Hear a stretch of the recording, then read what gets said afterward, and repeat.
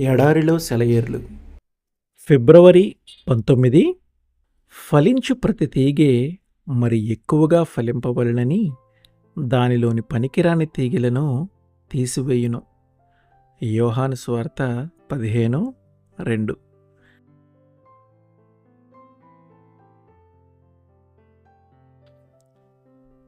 ఒక భక్తురాలు తనకి ఒకదాని వెంట ఒకటిగా వస్తున్న కష్టాలను చూసి విస్మయం చెందుతూ ఉండేది.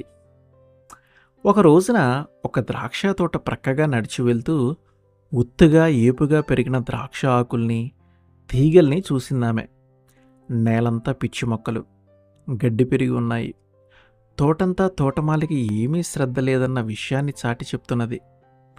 ఈ విషయాన్ని ఆలోచిస్తుంటే పరలోకపు తోటమాలి ఆమె చెవిలో ఒక విలువైన సందేశాన్ని ఊదాడు.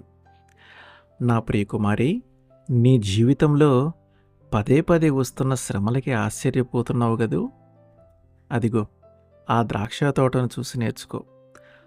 ఆ సంవత్సరానికి ఇక ఆ తోట వల్ల రావాల్సిన పంటంతా వచ్చేసిన తరువాతే తోటమాలి దాన్ని పట్టించుకోవటం మానేస్తాడు. దాని కలుపు తీయడు, ఆకుల్ని కొమ్మల్ని కత్తిరించడు, ఎరువు మందుల్ని వేయడు.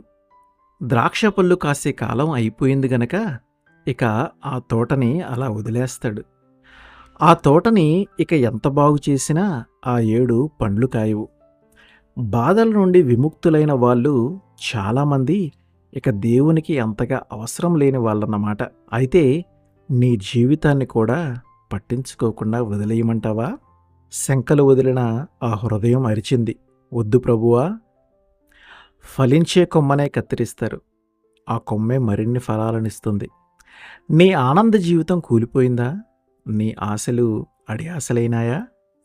నీ కలలు, కోరికలు, ఆశయాలు నశించి అనగారిపోతే ఆనందించు. ఇది దేవుని పనే.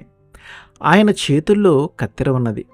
కొంత ఫలించినా నీ జీవితం మరింత ఫలభరితమవుతుంది. ఆమెన్.